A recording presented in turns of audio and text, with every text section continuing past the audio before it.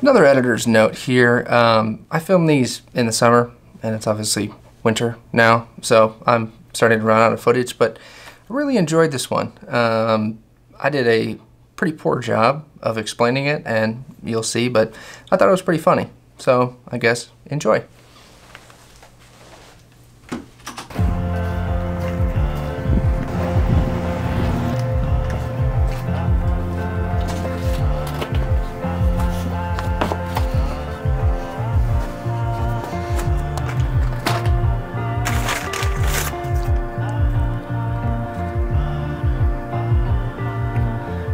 I got a donut.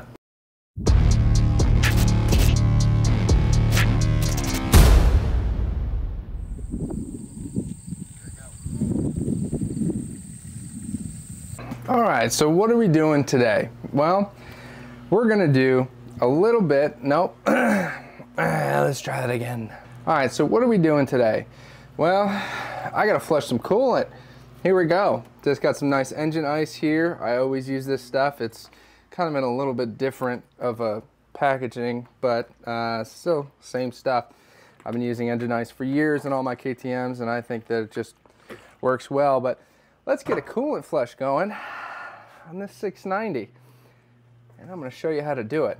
So the first thing you're going to need to do is take the skid plate off, and I already did that yesterday, but I ran into an issue. So on this Tekmo skid plate, this nut right here was actually spinning inside of its little, you know, holder thingy, whatnot. The other ones did not, but I'm gonna have to figure out how to either glue that or make sure it doesn't come off, because that turned into a big pain in the ass. So more to come on that. The next thing you're gonna need to do is get the bike upright. So I created this little handy dandy 2x4 setup so I could get this elevated off the ground, so I can get this center stand in there. And I wanna make sure I don't want to cover the bolt that I need to take out, which I should be good. And in all honesty, I might just leave it like this, because what you have to do once you get the new coolant in, you got to put it back on the side stand so that you get the right levels. So I think I'm going to leave it just like this for now. Next, you're going to need a 10mm socket, a torque wrench for a 15 Newton-meter torque, distilled water, and of course your coolant. I would also suggest a drain pan so you can get everything out of the way. So I guess let's figure out which bolt it is. So now that we're on the throttle side of the motor, you've got an oil filter bolt here, but then you've also got your coolant drain plug right here. So this is the one that you're going to want to need that 10mm socket for. So let's get that drain pan underneath it, loosen it up, and get some fluid running.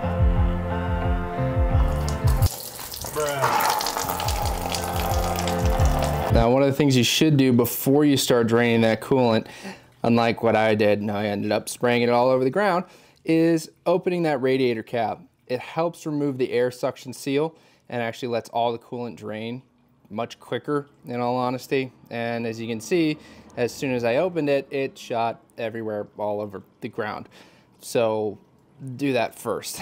I also pulled the reservoir cap off as well, making sure that that's, you know, got any airflow in there. And I guess once all that coolant's drained, on to the next step. Now that I've effectively spilt coolant all over the ground, I guess you live and you learn. Make sure you have a good funnel that's clean. You don't want any crap in it. You don't want to be able to see any kind of particles or anything like that, because you're just gonna flush it right into your system. So make sure you have a clean funnel, and make sure you have distilled water. And I'm going to use about half of this gallon just to flush everything, and I'm going to go through the radiator as well as the reservoir tank. Put another donut break first.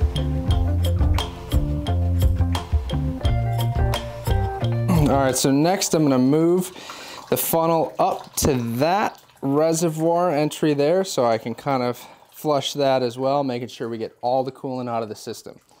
Now, the reason I'm using distilled water is because that's what's been recommended, and I want to get enough out as I possibly can.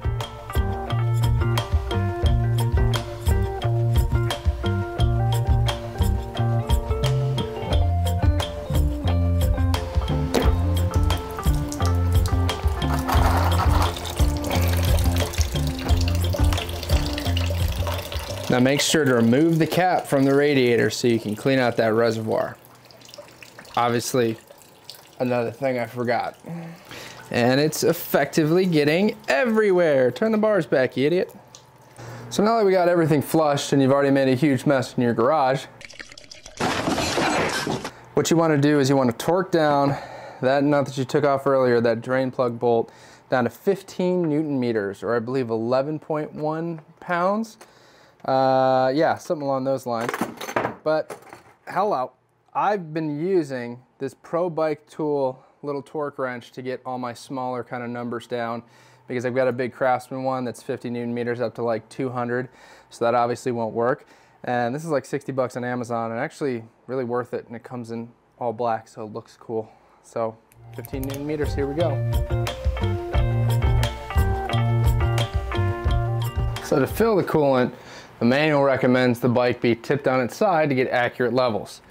Now there's no indication on how many liters you have on the side of this thing. It's just a half gallon, so we're gonna have to spitball a little bit. So let's see how this goes. But first, get the bike on its side stand.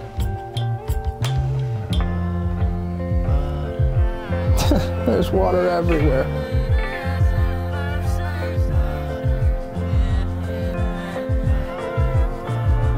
Woo-wee. Now that's full. A good thing I put the towel there. Put the cap back on. I can get it on.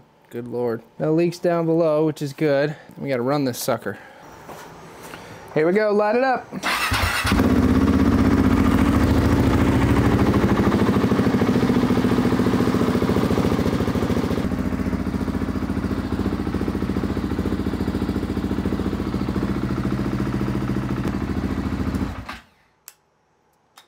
Now, if only KTM gave me an engine temperature gauge or an oil temperature gauge, that would have been wonderful. So then I would have known how warm it is. But other than that, we are good to go. So once all that's done, top off the fluids, make sure you got enough coolant in there, check the reservoir tank between those two lines there, and you're set. You're ready to go. It's honestly that easy. I probably made it look a lot harder than it should be, but at least you can see and understand it and be good to go from there. So I guess now it's on to the next one, but first, it's donut time. Now remember, keep riding.